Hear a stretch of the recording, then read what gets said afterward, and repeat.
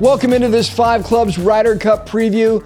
Really looking forward to the next hour with Brendon de Jonge, Johnson Wagner, and a three-time Ryder Cup participant for the United States, Webb Simpson. This is the 44th edition. I mean, just think about where this has come in your own lifetime, how much it's changed, how interested everybody is in this event that only happens once every 2 years. And can the United States do something they have not done in 30 years?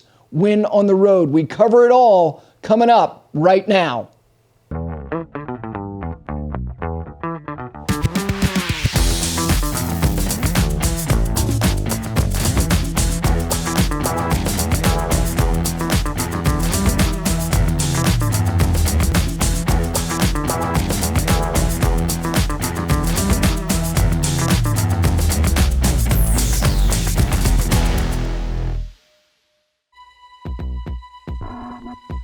Think this is only a grip?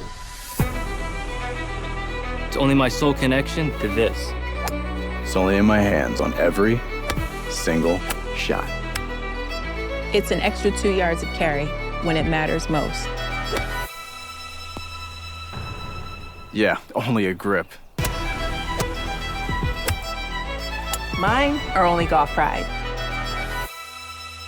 Respect the grip. And with that, welcome into this Ryder Cup preview. Webb Simpson, three-time Ryder Cup participant. Johnson Wagner, of course, Brendon de Jonge, part of a President's Cup team. It's good to talk about the Ryder Cup. We got to wait a long, long time to do it. 2012, you finished fifth in points, so you're an automatic guy. You've experienced it both ways. What was the build-up to that like, having not done it before? A lot of wondering what it's like. You hear a lot of stories. You hear guys talk about how the nerves are different in a team event, and for the right reasons. I think you want to play well for your team, for your country. There's this camaraderie that you really want to perform for. That's not just yourself and your caddy. And so there was a lot of build up internally, and a lot of like I said, wondering what it's going to feel like. And the nerves came a lot quicker than I thought. The Ryder Cup starts, we know, on Friday, but Tuesday was our first practice round, and I was maybe more nervous Tuesday than I was Friday. And Tuesday, I was at Medina all week. It doesn't matter where it is. I mean, there's 30, 40,000 people on the property at the beginning of the week. Golfers don't watch golf. Occasionally, you'll watch a major. You may pick on the last 30, 45 minutes of a golf tournament. What was the first Ryder Cup either one of you watched? I remember watching Seve and Olazabal at the Belfry. I think that was 89 maybe. They were there in 89. It was the first one that I remember vividly watching. I remember Seve driving the 10th green for some reason. Oh, yeah. And I was hooked from there. I really was. Just you could tell there was so much, what's the word there? Animosity. There really was animosity between friction. The two teams. There was friction. And I was hooked from there, and I haven't missed one since. Yeah. 93 was the first one I remember watching basically every shot, and was it Paul Azinger, Seve Ballesteros on Sunday singles, and Seve's probably jingling change, and they were getting into it. There was tension there as well. 91 I remember bits and pieces of, but 93, 95, that was the era of me watching every single shot. How about you? I mean, I mentioned you being in three of these things. What was the first one you watched? First one I remember was 99. Okay. Good grief. I'm 14 years old, and at that point I love golf, so I was probably wanting to go play, but wanting to see if we had a chance. And sure enough, I'll never forget. I was in my head pro's office in Raleigh, and he had this tiny little TV in his office, and we watched Justin Leonard make that putt, and we might have gone more nuts than the team in the pro shop there. But that was my first real memory of it. One of the things that I find interesting for people who do it for the first time is, when are you going to get bloodied? When are you going to go out? You didn't play Friday morning in the foursomes, and the United States and Europe, it was 2-2 after that session, and you and Bubba go out first in the afternoon. What was Friday morning like? Everything's different. How different was that, having to wait until the afternoon? It was hard because I'm an early riser as it is, so I couldn't sleep in. And I remember talking to Davis saying, I've heard and seeing guys who aren't playing Friday morning be there on the first tee to support their team. Is that something, that we should do? And he goes, no. Do whatever you need to do to get ready for your match. If you want to be there and it's not going to affect you, great. If you want to, sleep or work out or do a little practice, do that. So he made me and Bubba feel like do whatever we need to do to be ready at whatever time we teed off, 1 o'clock. And so I did that. I didn't go to the first tee to experience it. I was there, for my tee time and trying to take it all in. You guys won 5 and 4 that afternoon. Did Bubba do that thing on Friday afternoon, or did he wait until Saturday to do the pumping up of the crowd? No, that was Friday afternoon. That was Friday afternoon. Yeah. So I'm on the left side of the tee box with Teddy and Paul, and I'd already hit, and Bubba looks over and kind of gives one of these to Teddy, and Teddy just gives him the yes, and I'm like, what is this about? And then he does his thing, and I never really experienced anything like that in golf, maybe other sports, but not on a first tee of a golf tournament. Was it Poulter in the match, or didn't Poulter do something similar to that? You guys played Paul Lawrie and Peter Hansen that afternoon. We did, but then the next day, the best part Poulter about that, couldn't handle it. Yeah, Poulter hit a low duck hook in the left bunker after he got the crowd going. So, it was a classic shrimp. Yeah. It was like that. Right off the first tee. That sounds like something I would do. Yeah. So, here we sit, and this thing is, we're on the doorstep of this. When you look at the process, and I mentioned how, he was an automatic selection his first time. He was a pick on another occasion. Are you guys good with the way this thing was unfolded? You can look at it from an American standpoint or just on both sides. I think it's good to have more picks than 2 traditionally, that it was 10 autos and 2 picks, but 6 seems like a lot to me. Personally, I think the better number would be 8 and 4. I think if you finish in the top 8 in a 2-year span of American U.S. golfers, you deserve the right to play. And you listen to what Keegan Bradley said about not getting picked. He said, well, basically now I know that I have to be in the top 6 if I ever want to make another Ryder Cup. And I think Brian Harmon you would throw in that bucket too. I don't know that he would have been even if he finished 7th or 8th, I don't know that you would pick a guy like Brian, unfortunately. And the more we go forward, the more difficult it's going to be to make a team. What do you think? I like the 6 and 6. I feel like that's the captain's best way of getting the team that he really wants, and that's ultimately what this is about. You want to put the team that you feel like has the best chance to win, and I feel like 6 and 6 gives you that. How about you? Last year at the President's Cup, yep. I was surprised to see how much Davis put the ball in the players' court, the automatic 6, and kind of what they thought. I think up until maybe a couple teams ago, it really was the captain's choice and his assistant captains, but he relied heavily on what these guys thought. And I remember at a dinner in Atlanta at the Tour Championship, they were very vocal and opinionated, as Davis wanted them to be, on who they wanted as the captain's picks. And so that was surprising, not saying it's wrong, but I think I'm on Johnson's page. I think 8, you've had a 2-year run. You've had a chance to prove yourself. And, if you do it, you do it. You should be on the team. And, it's a bit awkward when you talk about who's in form, because Tour Championship, there's a month off. And we all know here at this table, a lot can change in a month. A guy who's playing great at Tour Championship might be struggling in a few weeks and vice versa. So there's a bit of nuance to it. But at the end of the day, the captain's he's in a tough position to pick, the best team. It's you bring up some interesting points. The hot player pick was instituted after the Horschel situation in 2014. You were on that team as well. And now that hot pick thing, that went away because it's you pick a last guy and then he feels like he's the last guy. So I get that. So take that away.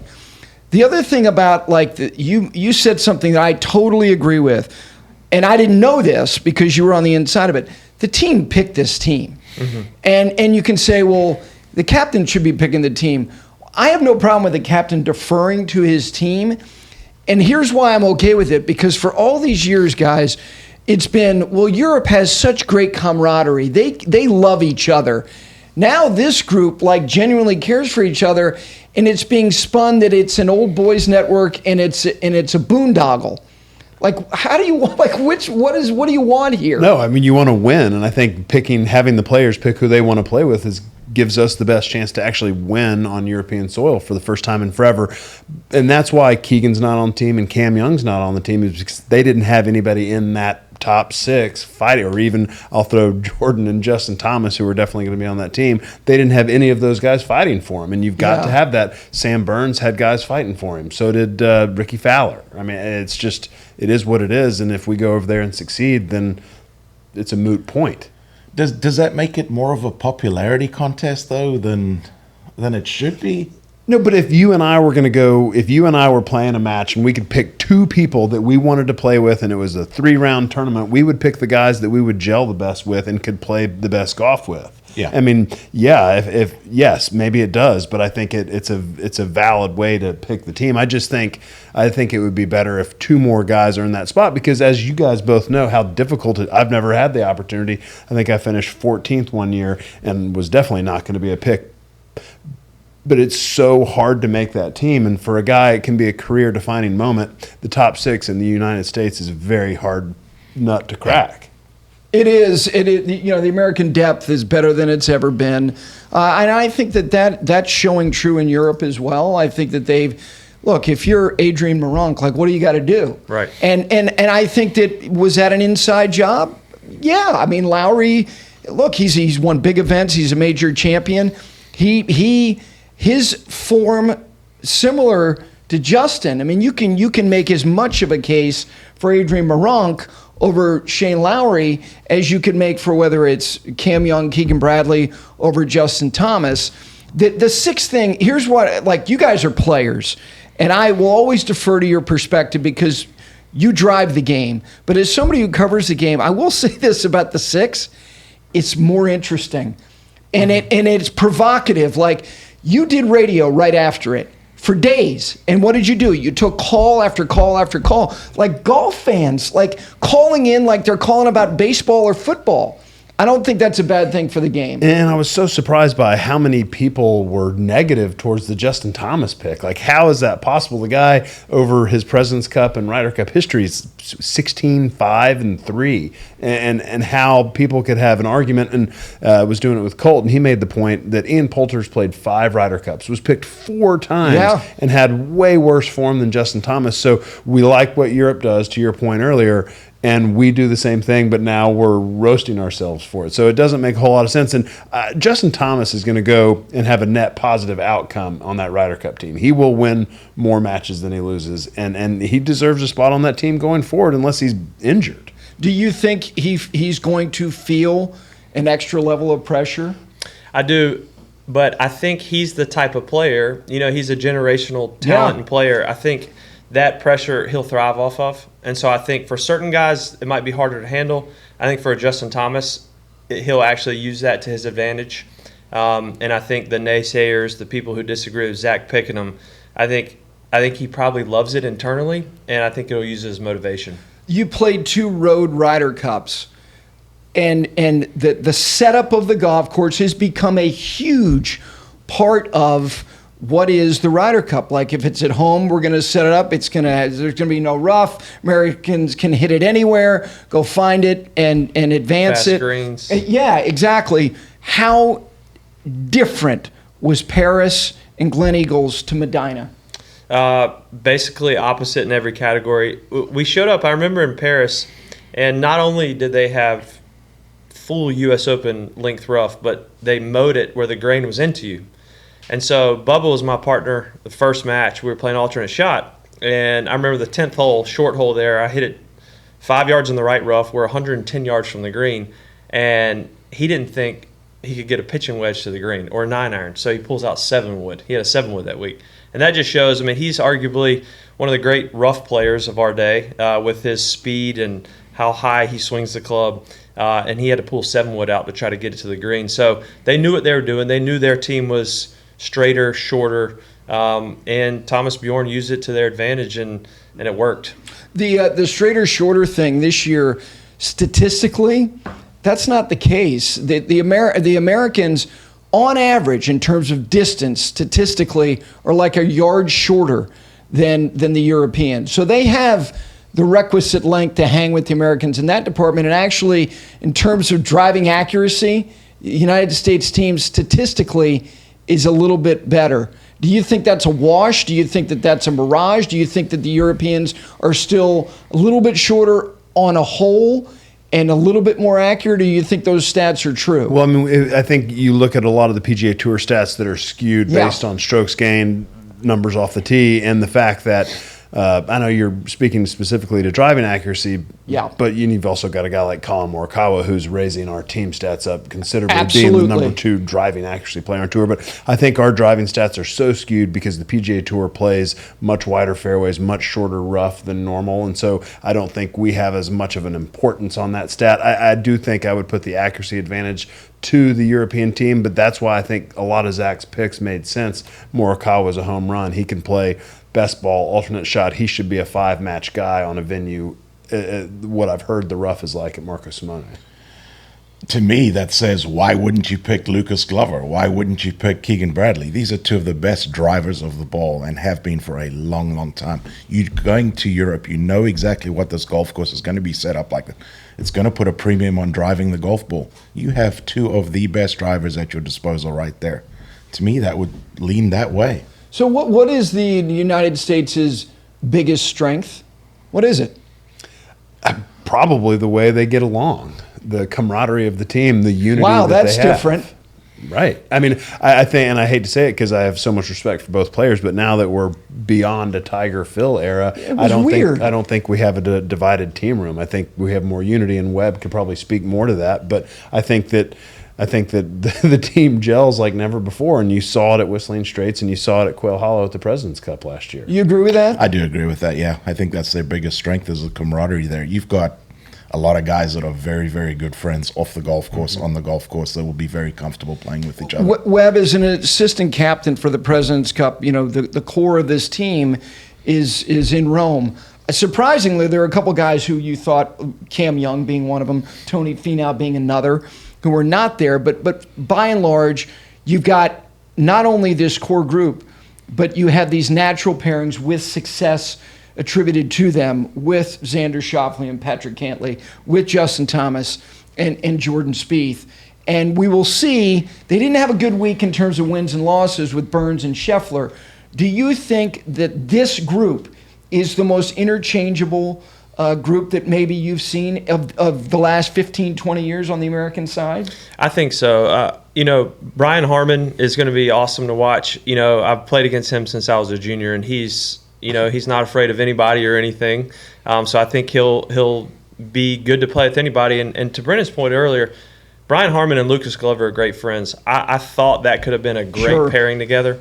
But I had the pleasure of watching Scheffler and Burns play all their matches, and they were 18 under at Quail Hollow in 2 matches. They lost one of them and tied the other, and as 18 under par. And so they're probably going to play together, I would imagine, because they played great, even though their results weren't great. But you name the 2 solid teams that will not be changed in Cantlay, Schauffele, and Jordan Spieth and Justin Thomas. Those guys' records speak for themselves, and I think along with camaraderie, what the Americans have going for them over the European team, maybe for the first time in a long time, is confidence. They're so confident in themselves as players, but they're also confident as a team. And I think the European team is loaded with talent, but there's so many question marks. The big question mark for the American team was, are you going to pick Lucas Glover, who hadn't played a major this year? Yeah. Well, they picked a guy who's never played in a major. Correct. Which has been talked about a lot. But I think we all know that Ludwig Aberg is a very good player, has no weaknesses. But a few of their players will be fun to watch and see what they can do under that Ryder Cup pressure. Okay, so Thomas and Spieth, okay, let's say they play 2 sessions on Friday. Let's say they lose both of them. Are they getting trotted back out there Saturday morning? Absolutely. Absolutely. Yes. Okay, and they lose Saturday morning. They're going to play Saturday afternoon? I mean, from what I heard about Marco Simone, it's a pretty hilly golf course, so I think it makes sense to not have too many guys playing all 5 sessions. Okay. Personally, Yeah. But yes, I think you ride that horse. You ride the Xander Cantlay, and then I was coming up with teams. It was pretty easy to come up with teams for the U.S. I think Morikawa, Homa are an incredible You agree with connection. that? I agree with that. Okay. I think Clark and Fowler, both Oklahoma State guys, they played together the final 2 rounds at U.S. Open Yep. this year. They get along well. And then I came down to, I don't love this team, and I hate that it fits there, and I want Webb's opinion on it, but it comes down to the last 2, which is Brian Harman and Brooks Koepka. They'll probably play great together, but who else do you put Brian Harman with, which is why I love Lucas as well, because they would have been an unbeatable alternate shot team. I actually love that because going back to the Walker Cup days, a young Brian Harman played with Anthony Kim, and I think they won 6-5 or something. Nobody was going to beat him. And so I think kind of the villain in Brooks Koepka, Harman loves that. Yes. I think, Harman has his opinions on the LIV Tour. I think he can put those aside for the week. I actually think that's a great team. It'd be fun to watch. I hadn't thought about that. I love that. Like those 2 guys, casting that stuff aside, like they seem like they would be perfect, especially on the road. Yep. Taking on that environment and being like, oh yeah, I'm going to stick this. I like that a lot. Well, and just the way Harm handled the Open Championship. Totally. And that was one of the most disrespectful outings by a gallery I've ever heard in my life. I mean, maybe Matt Fitzpatrick at the U.S. Open, but Harm can handle that. Yeah. He does. He kind of thrives on that kind of stuff. Loves being the underdog, and I think that actually would be a great pairing. But I completely disagree with Johnson. Spieth and Thomas, if they go out and get beaten twice, you look down this team, there is talent everywhere. I don't think you trot them back out there, especially if they don't play well. Yeah, see that because of the Thomas pick, and he's got to have conviction about look, you put him on the team, he's on the team, but they're such a bullseye, and now they're even a bigger bullseye because of that, and it's going to be very gratifying. I always feel like some matches feel like a point and a half. If they clip them twice, it'll be very interesting. Maybe they sit a session. Maybe they don't play in foursomes. That's the other thing. Like, okay, let's say Jordan is playing well and Justin doesn't fire. Give me somebody that you think, because Jordan Spieth in his career in the Ryder Cup, President's Cup was a little bit different because he had Steve Stricker that first go round in the event that you played in 2013. Give me somebody you think that Jordan would respond to if they get busted up. Jordan makes a ton of birdies. Ricky Fowler makes a ton of birdies. They're great friends. They travel together. That's a great pairing, I think, in the 4-ball. Okay. What do you think of that? I love it. I think it's a natural fit. I think Jordan could play with anybody. I think he's a better 4-ball partner than alternate shot. And I guess the way both Spieth and Thomas are driving the ball, I think alternate shot could get a little dicey out there for them. And that's usually what Europe starts with, right? Would be alternate shot first session Friday. They are actually starting. I've got it written down here. I'll find it. Oddly enough, I think they're starting with foursome this year, but the last 2 Road Ryder Cups, even though they've dominated in foursomes, they've started with 4-ball. They did it in 14. They did it again in 18. But based on what I printed out, I believe they're starting with foursomes this year. I mean, I think Spieth and Scheffler would be a great pairing. Both Dallas guys. I know Scotty looked up Jordan, both Texas guys. I think the interchangeability of this entire team is pretty remarkable. I think Brooks would play well with anybody too. Yeah, I agree with Johnson there. I think you could find so many different pairings there. If somebody's struggling, you're not going to struggle to find another pairing at all. Okay, the Scheffler thing is he had one of the greatest statistical ball striking seasons we've ever seen, coupled with one of the worst putting seasons we've ever seen. I mean, how does that manifest itself for over 3 days where you got to make putts, particularly in a format like foursomes where guy's going to hit a shot in there 11 feet and you're counting on him to make it? Yeah, that's the thing about the Ryder Cup. PGA Tour, Mark Brody's proven that ball striking is what makes the money for the most part. But in Ryder Cup, you mentioned Poulter earlier. He made putts. Yep. Putting is the momentum swinger in the Ryder Cup. And, I know Scheffler is probably feeling great about his year in some regards, and in other regards, he has regrets with the way he putted. I know one thing, nobody works harder than him, so I bet right now, as we're doing this podcast, he's working on his putting, thinking about the Ryder Cup. But you do have to make putts. The 3, 6, 9 footers to have the hole or even to win the hole, those are huge in the Ryder Cup.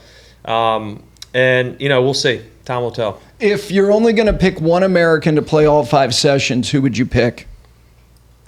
Great question. I'd have to think about that. Okay. Who do you got somebody? Spieth. Spieth is going all 5. Of course he is. And you'd caddy for him. Okay. Happily. Who would it be for the Xander American Schauffele. side?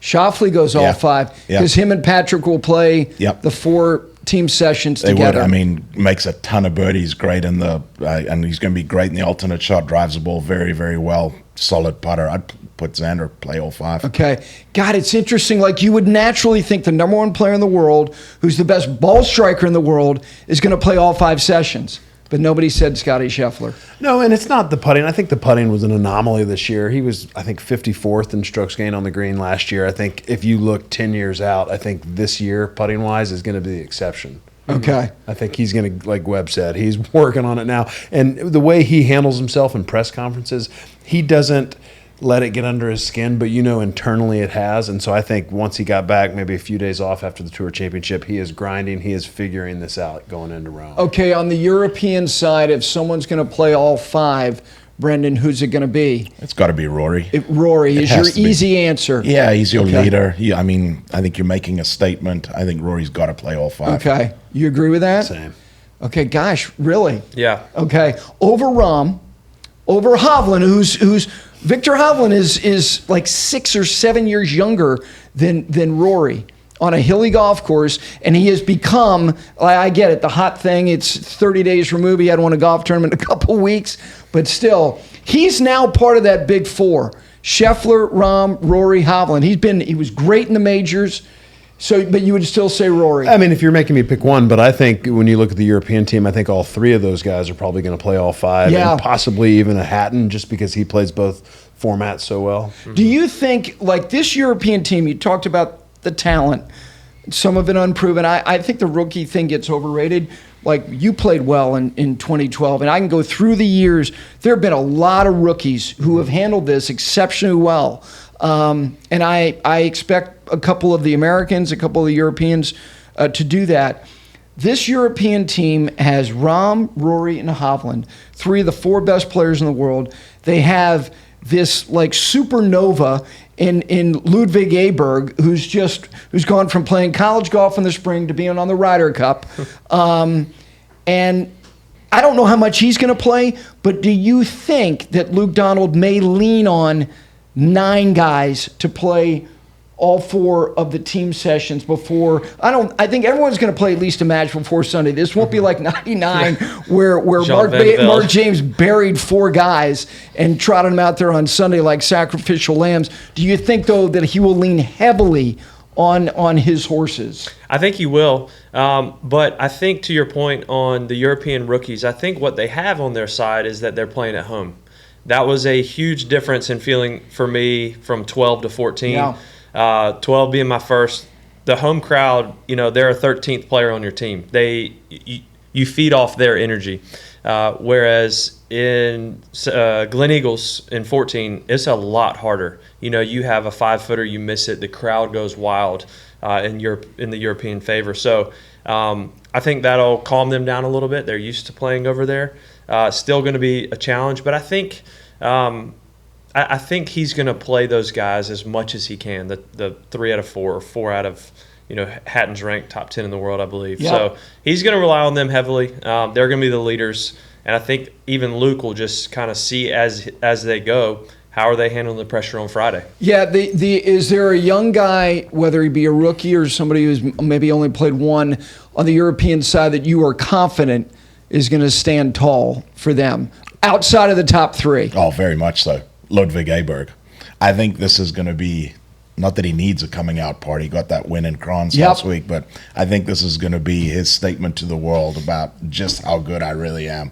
I would not be at all surprised to see this guy play 4 sessions, maybe even 5. Wow. 5 sessions. I mean, we've been talking about him as a potential pick for since his first couple starts Yeah. as a pro. Yep. And the way he went over to Europe and the way I think he finished 4th in Czech and then won last week or whenever it was in Switzerland. I think he's the real deal. Now, he's never going to have played in an environment like this, and not having played in a major is probably going to have an effect. But I agree. I mean, Luke Donald said after they played at Rocket Mortgage, he's never seen anybody drive the ball like that. Yep. That's a testament to that golf course. My only issue with guys playing 5 sessions is, in Webb, is there anything to the fact that this golf course is a brutal walk from all accounts? Like, does that go into account when a captain thinks about pairings? For sure. And I remember, now this is from Phil Mickelson. He loved to spew some facts that I don't know if they were facts often, but I remember facts. I remember him saying that the statistics on guys' singles record, who the singles being their 5th match of the week, was not very good at all. And so I think, like a Patrick Cantlay, I'd be willing to bet any amount of money that if he and Xander go 3-0 the first 3, he's not playing that 4th one. Patrick likes to approach it like a tactician. He's going to get his rest. He wants his body to be ready for singles. So I bet going in, there's a number of guys who are saying, no matter how good I'm playing, I'm going 4 at the most. So I do think the hilliness has to do with it, but also just the pressure. I mean, it's not just Friday, Saturday. It starts on, traveling over there, all the gala, the ceremony, the media. There's so much going on. You're tired by Friday morning, and that has to come into play for these captains as they're figuring out, who's going to play when. Yeah, the Phil fact about that, of course, he didn't play and Keegan didn't play Saturday afternoon for you guys, and they both lost their singles the next day. Phil lost to Rose, and Keegan lost to Rory. By the way, that 2012 Saturday afternoon, being on that golf course was incredible. You and Bubba boat raced your opponents, and DJ, and I forget who he was playing with, also won. It was 10-4. Mm-hmm. Like, I think one of the most underrated points in Ryder Cup history was the point before Poulter went crazy at the end of that match, and it was of all people, it was Luke Donald, and it was Sergio Garcia against Tiger Woods and Steve Stricker. And I think that Luke's tee shot on 17 is one of the most underrated pressure shots ever. That was awesome. It was. It's his hometown, or where he went to college, where he lived, and in that environment, most of the matches being done, all the teams are there watching. It's another kind of pressure too, not just the crowd in the Ryder Cup, but to have your team there watching and the other team watching. It's different than anything we experience. But yeah, at that point, that afternoon, you've been around sports long enough, you don't think it's over, but you're like, we're almost there. And to our shame, we shouldn't have been probably thinking that. By the way, your Luke Donald history, you played Poulter a lot. Mm-hmm. And you played him actually in singles, I think twice, didn't you? 12 and 14. Yeah, 12 and 14. You lost in 12, halved in 14. But the Luke Donald thing, I want to bring up this story. So in 2011, I don't know what you did at Sea Island. Did you finish second or something? Second. Okay. So he finishes second, and it looks like he's going to win the money title. And he drives. So Luke Donald plays Disney. And it's like, okay, and that's back when like the money title was like a big deal. And you guys played together. Did you play both rounds on the weekend together or just Sunday? We played Thursday, Friday, Saturday, Sunday. Okay, you played all 4 rounds. Yeah. And he shoots 65 on Sunday. He wins the golf tournament. I thought it was it was serious chops. Like, he comes out, didn't think maybe he was going to play. He plays with you all 4 days. He wins the golf tournament. I did an event with you that next fall, and you were shaking your head like, that little SOB. Like, he's sneaky, chippy, like, hyper competitive. Like, you look at him and you go, oh, look at him. He looks like a prince. Yeah. He looks like he's part of the royal family. And I know a bit about wine. That too. But he's got a chip to him. Oh, yeah. I had a couple shot lead on him, and he birdied 10 through 15. He birdied 6 in a row on Sunday. And I had, I don't know, $50,000, $100,000 lead on him.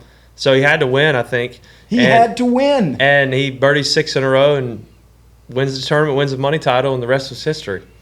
And again, that fall we were doing an event at Quail and you're like, that little guy. I mean, so I again, he can't hit a shot, but I think historically, Like he's had some very impressive moments in his career. Number one in the world for a long time, for a number of weeks. Playing the style he played. Yep. Not a long hitter at all. Not the straightest of hitters. Yeah. Unbelievable short game. That was really the main reason I hired Pat Goss to help me with my short game in 2015, because I'd played enough with Luke Donald my early days on the tour, and every time I play with him, you know, he's chipping it close and making his putts. And so, yeah, you're right. He's very competitive, and I know how bad he wants to win this. Here's something, Brendon, that I was looking at. In 2014, on the American side, there were 6 players who were 35 or older. Phil was 44, Furyk was 44, Zach was 38. This team, the oldest player is Brian Harman. He's 36 years old. So you had half the team in 2014 was 35 or older.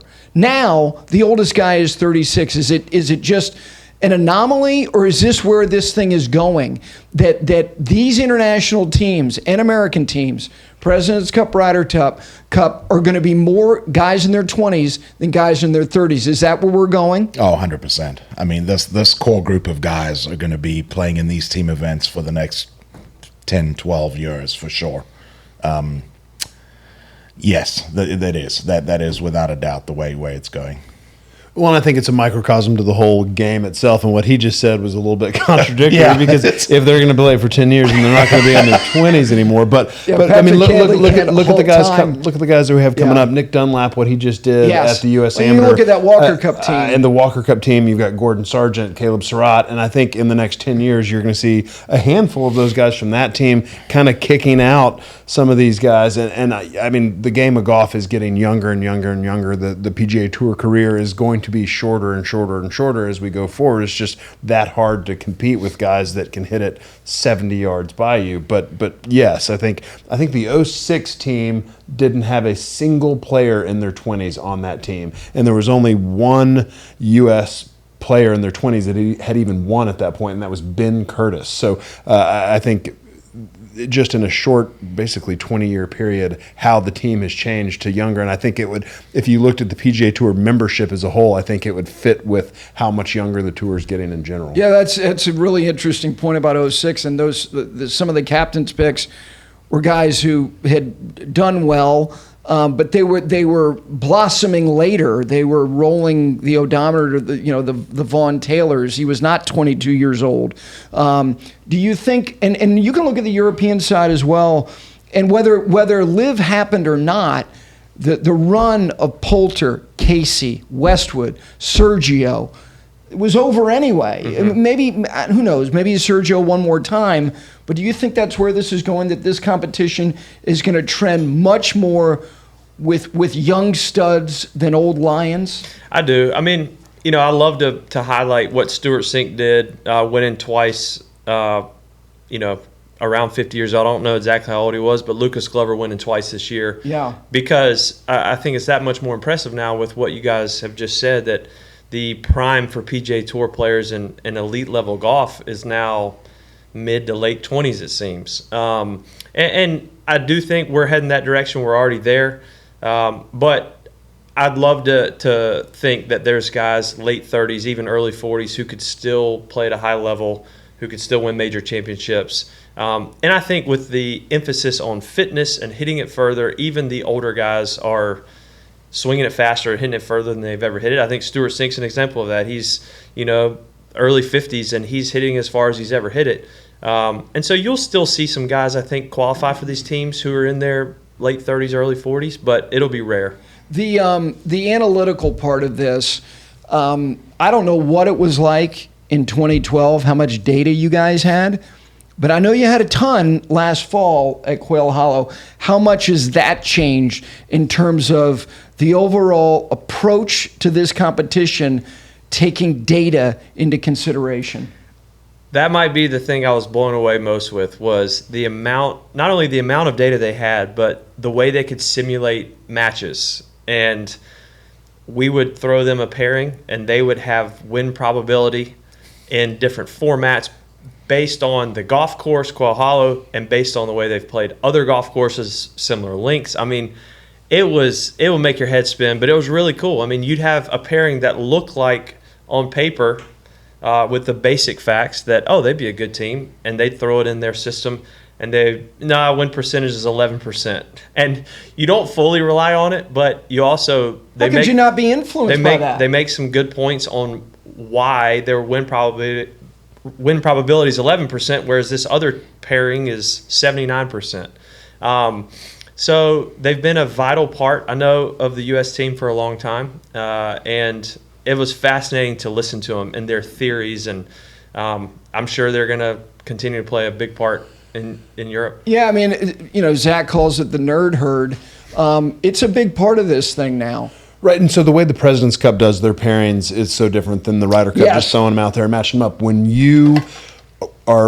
a European or when an international team pairing for a President's Cup comes out, and then the captains start conferring, are they looking at notes about, okay, we've got these two guys, who matches up best against them? Is that part of where the analytics come in? Because that to me is incredible, and it's great TV watching those pairings come out and being able to match them against each other. And not that the Ryder Cup history is incredible, but occasionally but it's always evolved. You can look. I know what you're driving at, and I'm with you on it. The Ryder Cup has always evolved from how many matches to how many points to obviously the inclusion of continental Europe starting in 1979. I was saying this yesterday. Like, the Ryder Cup always has to be getting better. The Masters is always getting better. Those things you have to look at, and this is an international television enterprise. And guess what? It's in the middle of football season. And if that wrinkle makes it more interesting, more compelling, it should be instituted. Yeah, do you think it makes it more interesting? Oh, 100%. I remember sitting in the team room with the President's Cup with Cabrera. Give me Phil. Give me Phil. Give me Phil. Every single match. And it was, I don't know, they obviously had a little bit of past history there, but I think it's great. That's great for TV. And ultimately that's what it's for. It's a TV, it's an exhibition. It's a TV show. And I can tell you, as somebody who has been to it, covering it, and been inside the ropes, and the misery of being on the other side of it. First of all, in 1991 at Kiowa, you can't walk around there because it's just dunes. And then I went in 2008 to Valhalla, and I made the mistake of going with Jay Billis, who can see over everything. He laughed the whole weekend because he would look down at me like he does literally and figuratively, looking down at me. And he's like, "You having fun?" I couldn't see anything. It's a TV show. Yeah. And I obviously that's not going to be the case this year.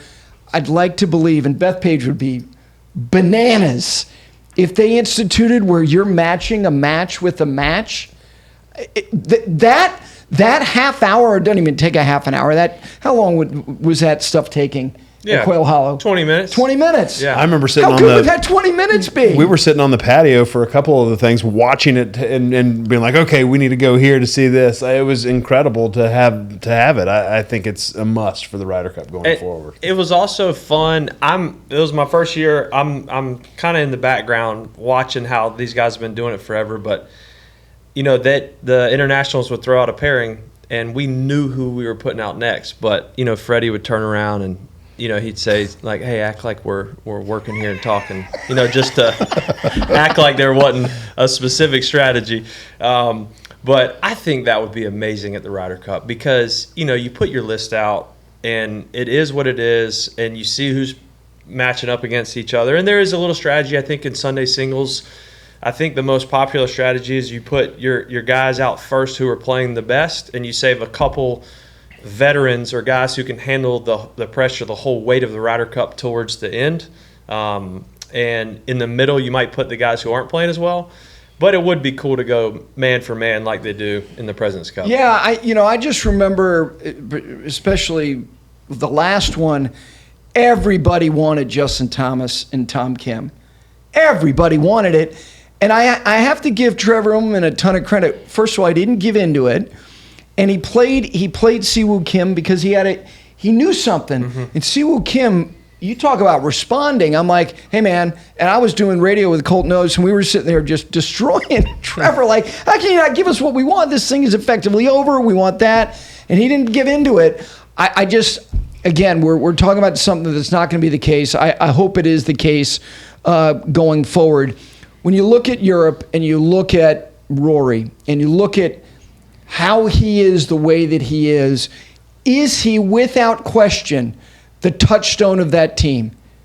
Well, I mean, he's got to be. He's played 28 total matches. Yeah. I mean, Rahm's only played 8. So I mean, he's got more experience than Justin Rose at this point in total numbers of matches played. So yeah, I think he's the guy.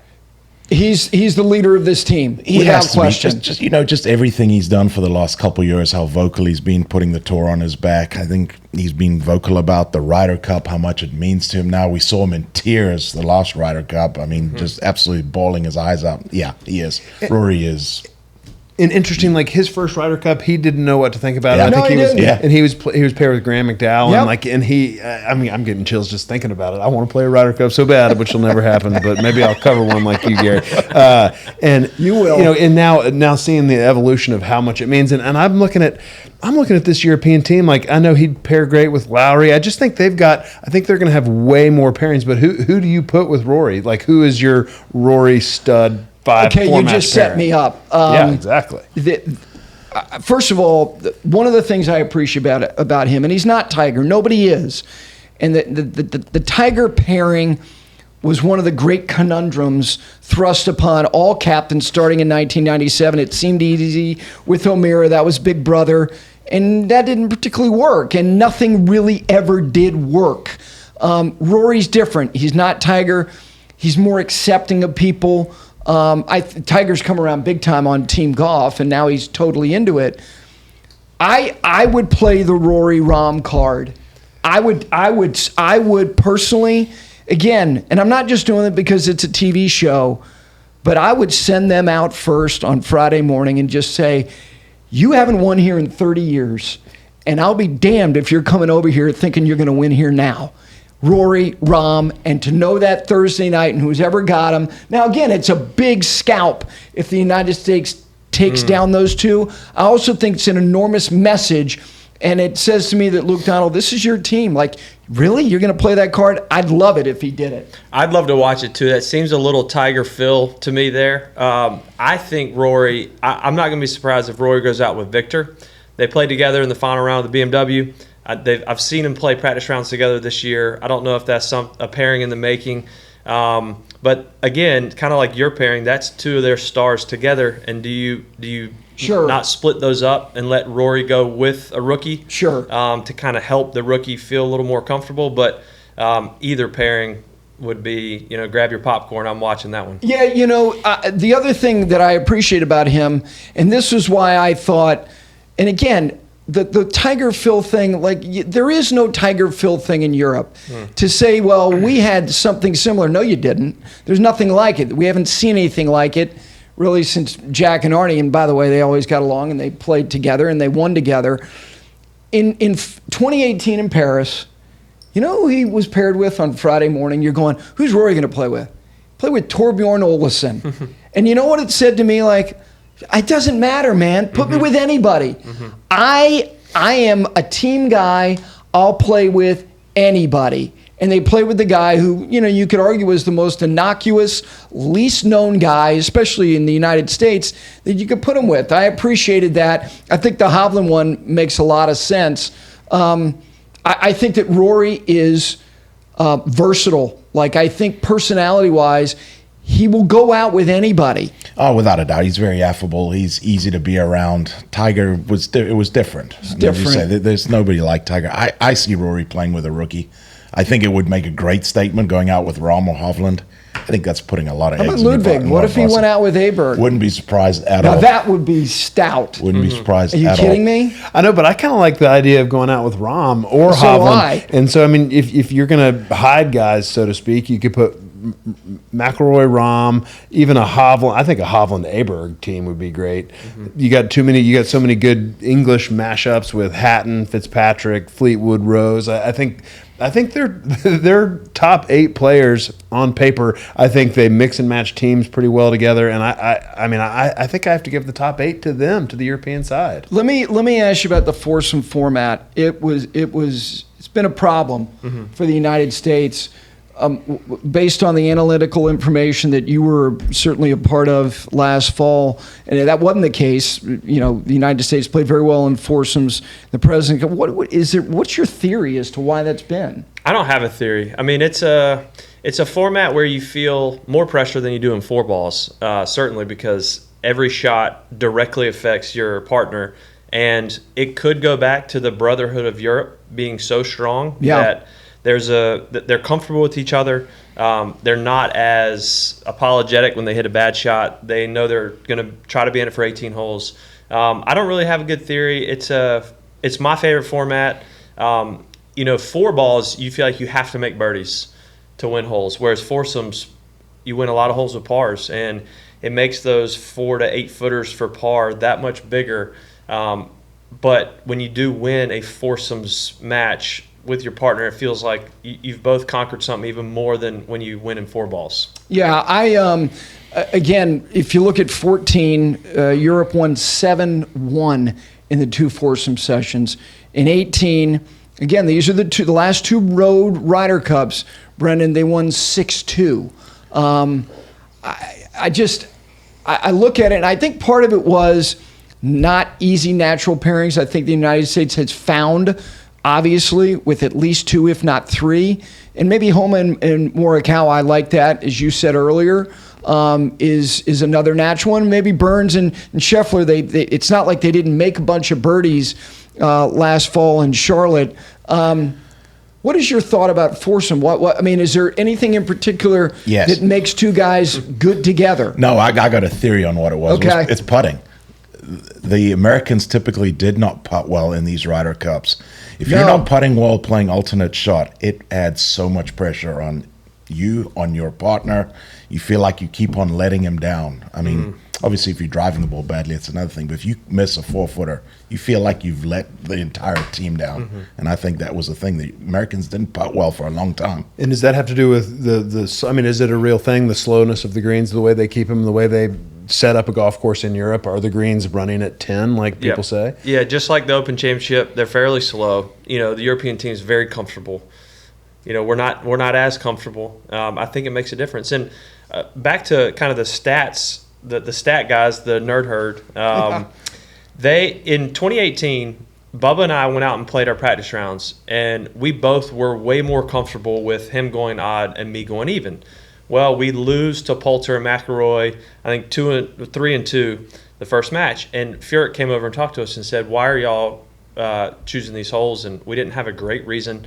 Furyk said, "Our stat guys said the edge is the other way around for you guys. Do this tomorrow." We went out, and I didn't like the odd holes. He didn't like the even holes, but we did it, and we won our match. Yeah, 3-2. It really opened my eyes to just because you're comfortable with a particular partner or a particular order doesn't mean it's the best, and these stats are important, especially in foursomes. How about your awareness level? We talk week in and week out about guys not looking at leaderboards. You've played on the road. You played at home. 2012 was bizarre. Europe won the first 5 singles matches. You could hear the silence. It was deafening. What was it like to try to be aware but remain focused on your next shot of what was going on around you? It's difficult. You know, I went off early that morning. I think I was 4th off or so. So I was kind of in the middle of the silence. But again, we're 10-6.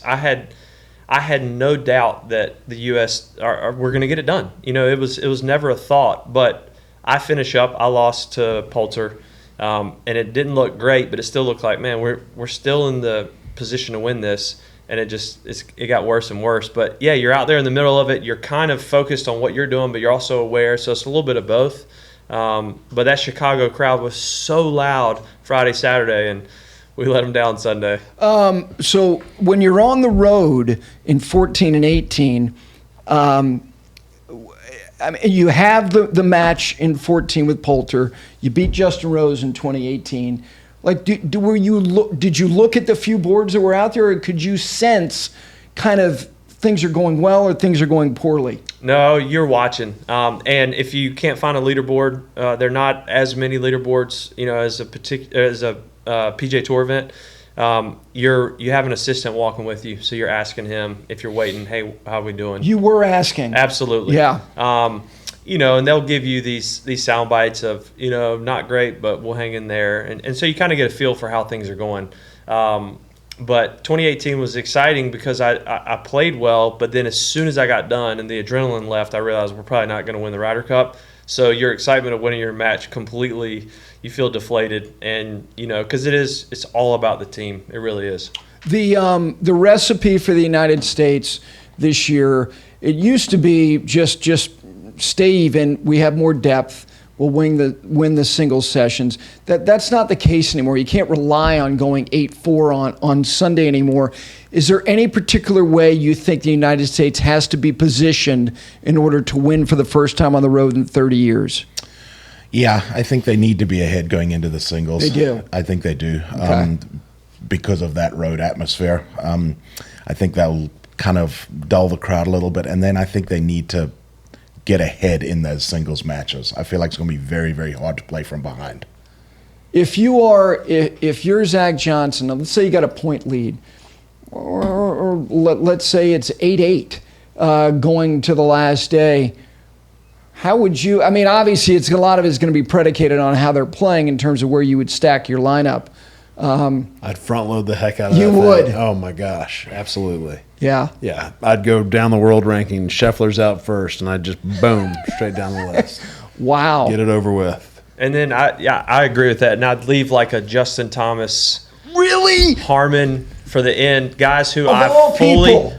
Well, I think you got to take into account what the weight of a Ryder Cup, like you said, every 2 years, what it could feel like if it came down to the final two matches. The world of golf is watching. Yep. All the teams are watching.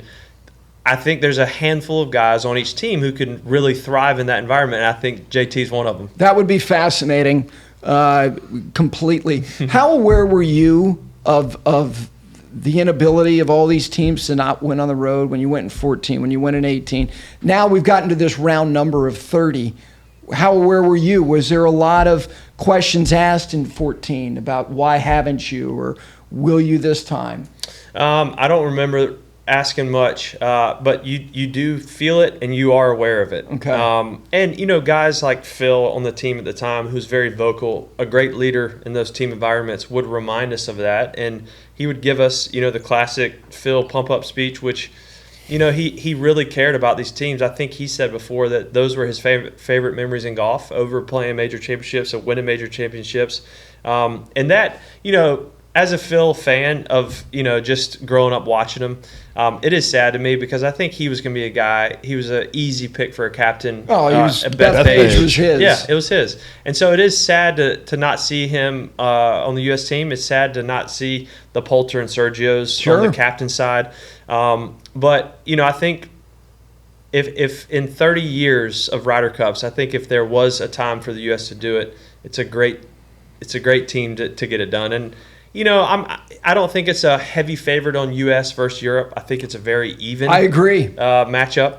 But they're definitely going to have that pressure of, trying to get the job done that hadn't been done in 30 years, but also the European team's going to have the pressure of keeping that stack going another few years. Yeah, it's I thought the United States going into this year, and again, it's stupid to even say it, but because the form of players is fickle, I thought they were going to be a bona fide favorite. To me, they're not. Do you think they are or they're not? I think they're definitely a favorite. They generally are. But Webb touched on it. What do you think it's going to do to Team Europe not having guys like Westwood, Garcia, Stinson, Poulter, McDowell? McDowell. The list goes on and on. Is that a real thing, not having that leadership and not having the structure of it going forward, or is this just a new era in European team golf? I could see it going either way. I think that's where a guy we haven't talked about much is Justin Rose, who, he had a great win at Pebble, but he's going to have to really step up as a leader, talk about his experience. Maybe he's a guy you send out with one of the rookies. But I do think it'll be a little dent in there in the European team, not having guys who have been around here for 30 years and having their experience. But then again, you look at our team, we don't have that. Brian Harmon's the oldest. So is that going to be a factor? It could be. And maybe that's where Zach really was strategic in picking his assistants, guys who have been around the game for forever. Maybe it's their role now instead of a player's role to come in and really talk to these guys and help them understand what it's going to feel like. I remember going into the first Ryder Cup, we had a dinner, and Davis kind of opened it up for questions, and Brant Snedeker popped his hand up so fast, and he says, I've heard these stories. What is it going to feel like? Like, let us in on really what it feels like and how nervous we're going to be. And I thought it was a great question for a rookie to ask. Like, really let us know so we can be most prepared. Don't say, oh, you're going to be fine. You're a good player. You can handle it. No, what's it going to feel like on the first tee? And that way, at least you have expectation going in of what it could feel like, and then you go experience it and see what it's like. I think that, I think Spieth is a leader. He's 30. But he was on a team in 2013. That was 10 years ago. Mm-hmm. I mean, he's had a lot of experience. Obviously, Justin Thomas, it doesn't matter whether he was the last pick or not.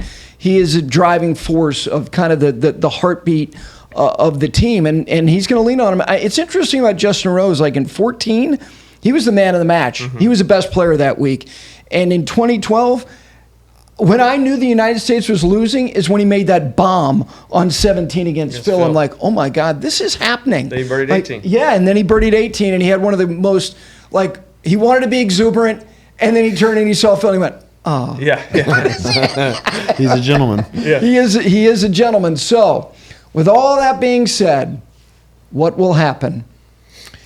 I think Europe's going to do it at home. They really do. But in saying that, they need their big three to play really well in order to win this thing. Okay. I think they need at least 3 to 4 points out of all McIlroy, Rahm, and Hovland.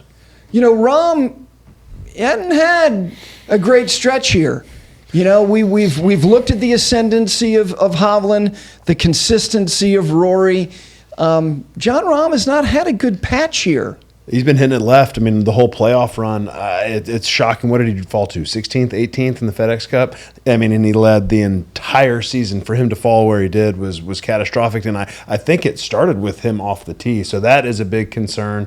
Like Scheffler, though, Rahm's going to get up for it, and he'll hopefully get it figured out and play some good golf. But, yeah, he is. It's troubling how far left he's been hitting it. So he thinks Europe is going to hold serve. What do you think? 15-13 USA. Okay. Jordan Spieth makes the winning play. Of course he does. Of course he does. And he wins a couple points on Sunday somehow. But I do. Before I would like to know, because Webb just gave a great lead-in to Brant Snedeker's question about what does it feel like on the first tee. I'd like a descriptive from two guys that have played these events. I would like to know, and I would describe it to me. How does it feel like on the first tee? I was lucky enough to play with Ernie, and we were playing Spieth and Stricker, and it was a 4-ball match. And Ernie hit, and he looked at me and he said, "Yusses, I haven't cucked myself like that for a long time," which is Afrikaans for I haven't shit myself like that for a long time. And those words coming from Ernie honestly put me at ease. I'm thinking to myself, all right, there's a 4 or 5-time major champion, whatever he'd won, and he is this nervous. I'm feeling the way I should. So that put me at ease. How about you? So 2011 in Australia, I was supposed to go odds. We had planned it all week, Bubba and I, and we're walking to the first tee. And I said, Bubba, because he had played a Ryder Cup at Wales the year before, I said, hey, you're going odds. And he goes, what do you mean? I said, I'm not hitting that first tee shot. He goes, are you sure? I'm like, yep, I'm not hitting it. Either we're both not hitting or you're going to hit for us. And so he hit. So I was that nervous. And I was playing really good golf coming in. But it's like you just get taken over by the moment, and I was a little shaky those first 6 holes, but then I kind of got into it, and we ended up we had a good week that week together as partners. It's interesting if you look at all your matches you played with Bubba, you guys, with the exception I think of one, at least in the Ryder Cup, you always went first. Was that more because of him and his anxiousness and the way that he is? He's very jumpy. Why were you guys always the lead dog in those sessions? I think we both wanted to go early as possible. Okay. Yeah, we both don't like waiting around. And, these captains, they tell us, we want your feedback. Like, what do you want to do? Who do you not want to play with? Who do you want to play with? So we took advantage of that. And we said, hey, if you see fit, send us out as early as possible. And, yeah, I love getting out there and get going a little bit. Yeah. I'd be remiss if I didn't ask you about your first tee shot in 14 at Glen Eagles. Was that as high in the air as it was? So here's the backstory. First tee shot of the Ryder Cup was on me. It's a 3-wood hole. It's Bubba and I versus Henrik Stenson and Justin Rose. It's 35 degrees. Yeah. It's so cold. What people don't know is I'd already popped up a couple 3-woods that year, right down the middle, about 175 yards. So I pop it up. It goes right down the middle. And Justin Rose had 3-wood out. And he goes back to the bag immediately and grabs driver. And later tells me that after he saw me do that, he's going to get the biggest thing in his bag possible, which is driver. Awesome. The most embarrassing part, honestly, probably was that all the cameras, there's tons of cameras, they had to come back about 75 yards. So I'm waiting for them to get out of my way so I can hit my second shot. Did you put a dummy mark on that 3-wood? Yeah, there's a little scratch. I got a new 3-wood the next week. What do you think? Who wins? Americans win. They do. I think it's going to be close, but I think they're going to win. I think it's time. I think I really like our rookies. I like the way they've handled pressure this year, from Brian Harmon to Wyndham Clark. I think they're going to get it done. I'm with you and Johnson. I would not be a bit surprised if Europe won, but I do think that this group I think that they.